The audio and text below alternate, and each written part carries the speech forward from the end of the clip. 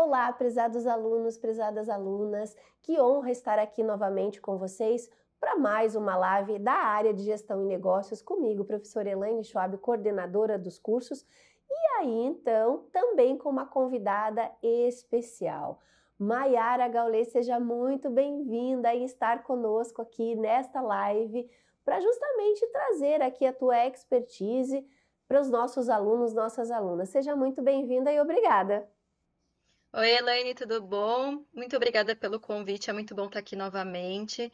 Oi para todos os alunos e alunas que estão nos assistindo. Espero que vocês aproveitem bastante esse vídeo de hoje. Exatamente. Maiara, que é economista, né, tem toda uma especialidade na área. Maiara, o tema que você propôs para nós hoje é muito importante para que os nossos alunos, as nossas alunas, realmente possam, além do conteúdo que eles têm em sala de aula, possam ter essas reflexões, possam ter esse bate-papo, para justamente a gente poder trazer um pouco daquilo do conteúdo, dos materiais complementares, mas também para a prática do dia a dia. E a Maiara, prezados alunos e alunas, ela trouxe um tema que é a questão dos indicadores socioeconômicos.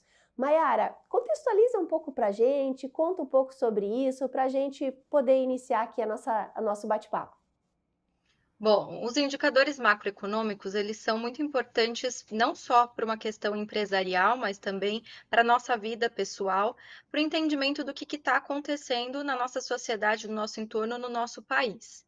Então, quando a gente estuda eles em economia, a gente estuda eles dentro do pedacinho da macroeconomia, que é exatamente o entendimento de como está o nosso país nesse momento. E a gente utiliza alguns indicadores, como o PIB, que é o Produto Interno Bruto, que é o cálculo de tudo que é produzido num país, num período, normalmente em um ano, então a gente acompanha o PIB todos os anos.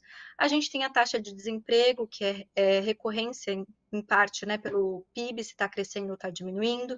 A gente tem o IDH, que já puxa algumas outras perspectivas sobre social, educação e saúde. Então, esses indicadores, de uma forma em geral, eles podem ajudar a gente a entender o momento que aquele país, que aquela cidade ou que aquele estado está vivendo. E a gente pode fazer comparações. Então, a gente pode ver se um país está crescendo mais do que o outro. A gente, em algum momento da história, né, a gente discutiu muito sobre os países em desenvolvimento que estavam crescendo muito. E a gente chamou esses países de BRICS, né? Brasil, Rússia, Índia, China e África do Sul. É um exemplo de como a gente pode utilizar esses indicadores para pensar como estão esses países em sentido a crescimento, a desenvolvimento, numa perspectiva mundial. E a gente faz esse tipo de comparação, pensa políticas econômicas, e dentro das empresas, acompanhar isso também é importante para a gente saber o momento de tomar decisões. Isso é muito interessante o que você trouxe. Quando a gente olha esses dados eles refletem muitas informações justamente para que as empresas possam, por meio da economia do seu país, e na verdade não só do seu país, mas como você bem trouxe, Maiara, essa comparação do seu país com os países vizinhos ou países de primeiro mundo, com com outros países, como o nosso, ainda elencado como terceiro. Então, é importante até para poder fazer esse acompanhamento e, como disse bem você, tomar algumas decisões estratégicas para a organização. Esses dados, eles flutuam, certo? E então, realmente, estar acompanhando isso no mercado econômico, estar atento a essas informações, nós temos, assim como você, economista, nós temos muitos economistas que estão na mídia todos os dias passando informações sobre esses dados que você trouxe, questões de PIB, questões de DH, né, a questão de taxa de desemprego, e é muito importante para os nossos alunos estarem antenados em relação a isso. Você concorda? Com certeza. Em diversas perspectivas. Quando a gente pensa que esse aluno está entrando no mercado de trabalho, ele precisa acompanhar diariamente o que está acontecendo. Entre esses indicadores, tem outros como a taxa de juros, né, que é muito importante para a definição de investimento ou não.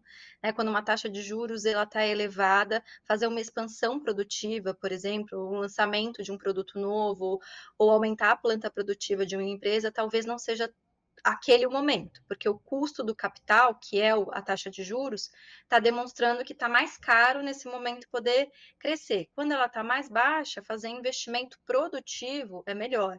Então, esses indicadores, eles vão dizer tanto para as empresas o momento certo de expandir, de lançar um produto novo, de fazer um investimento que está sendo necessário, às vezes até a troca de uma máquina, né? A gente precisa fazer de tempos em tempos a reposição do maquinário, dos produtos e tudo mais. Até isso é um momento de se pensar se vale a pena ou não. Pensando numa perspectiva de uma empresa, por exemplo, multinacional, o investimento que vai vir para o país, para aquela empresa ou para outra filial, vai depender também muito desses indicadores. Se o país está crescendo, né? Se eu sou uma multinacional e eu tenho diversas filiais em vários países, como é que eu faço a escolha de para onde eu vou investir mais agora? Para aquele lugar que vai me dar mais retorno.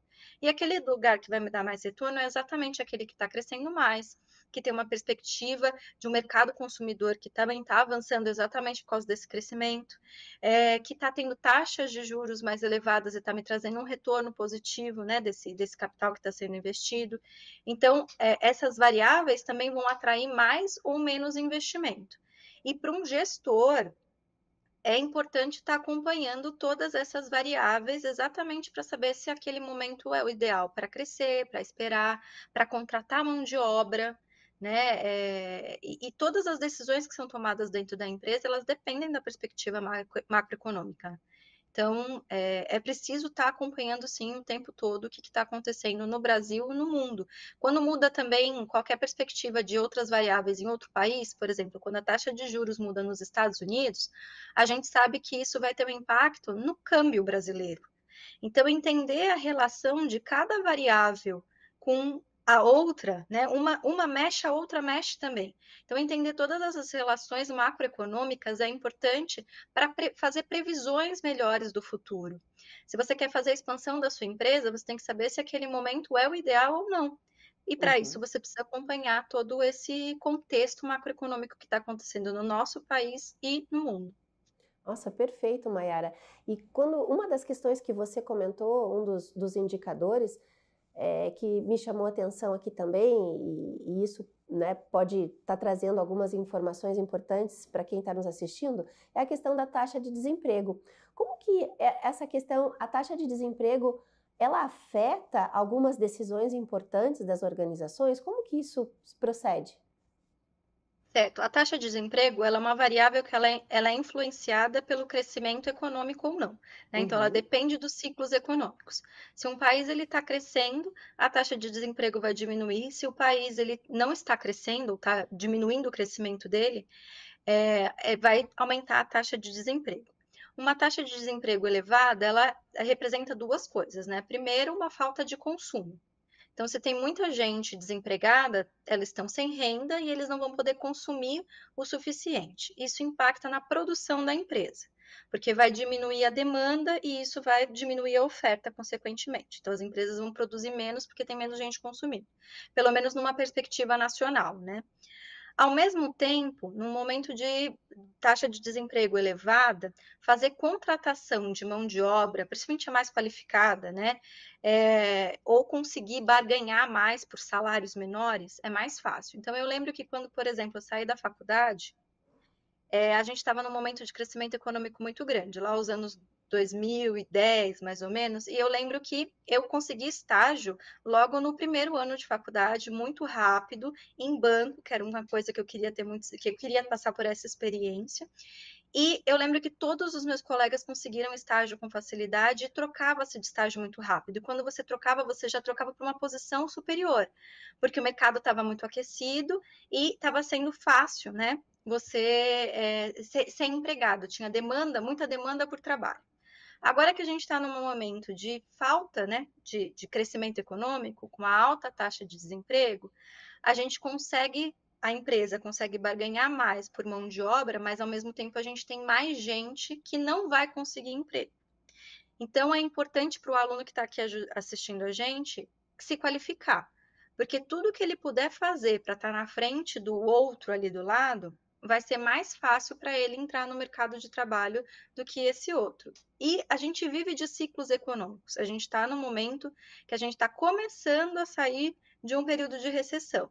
A gente vai passar por um crescimento em algum momento, esperamos muito, né?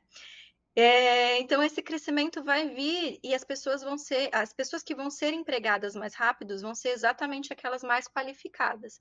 Então, investir num curso de línguas, em outros cursos nesse momento, a gente tem diversas, dentro da nossa grade, né, a gente tem diversas perspectivas que podem fazer vocês investirem nisso. Então, mesmo dentro do projeto extensionista, da prática integradora, vocês podem pensar frentes, outras áreas que vocês podem investir e trazer isso para o dia a dia de vocês, né? Alguns cursos têm estágio, então toda essa perspectiva vocês podem pensar em ir trilhando algum caminho que vocês possam trazer isso para dentro já do ambiente acadêmico que vocês estão e ampliando aí a formação de vocês. Não, perfeito. É porque justamente essas competências precisam se diferenciar justamente quando nós temos essas flutuações, esses indicadores, e as empresas acabam tendo que ter estratégias, e muitas delas às vezes não é a favor, né, em relação aí à questão do emprego.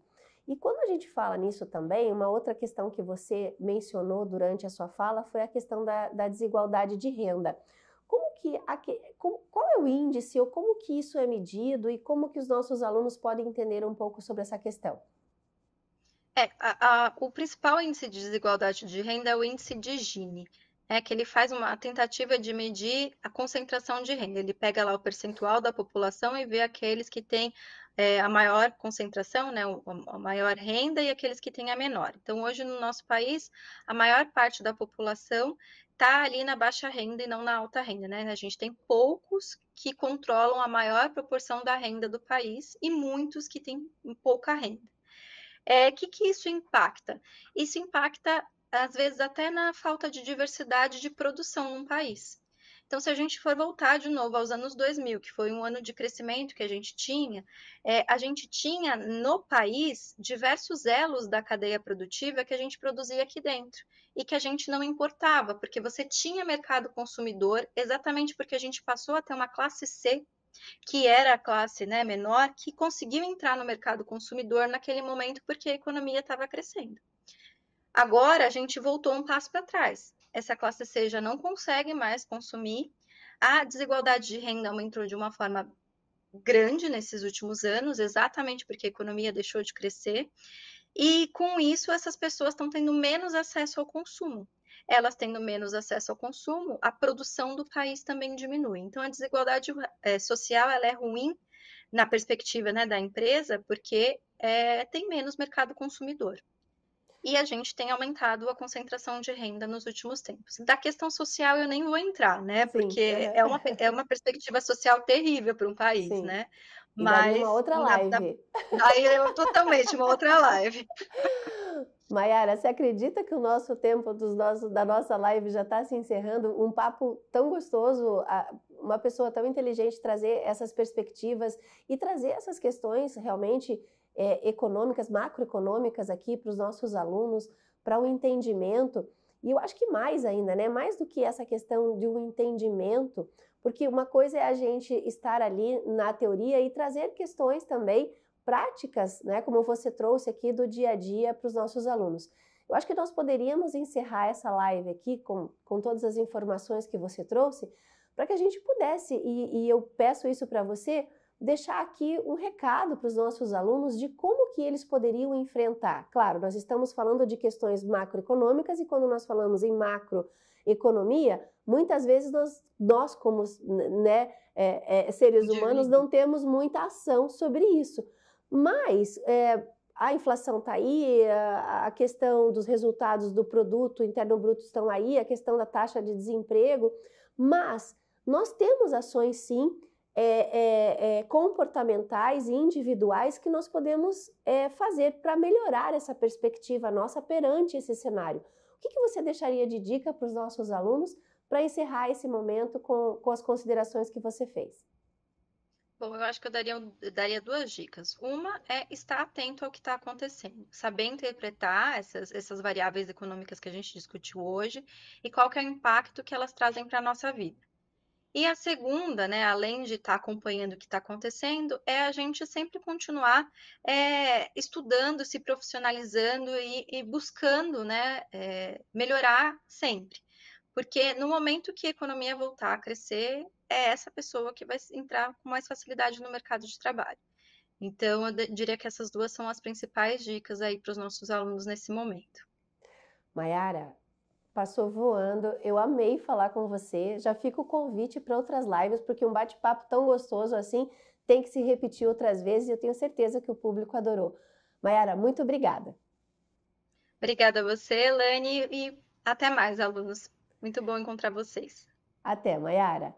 Prezados alunos, alunas, que gostoso esse bate-papo, que gostoso esse tempo aqui com a Mayara, especialista em economia, e que realmente trouxe algumas questões, alguns reflexos da nossa economia e quais as atitudes que nós e vocês, como os nossos alunos, nossas alunas, nossos futuros alunos, podem ter para justamente poder terem melhores resultados num momento como esse. Grande beijo!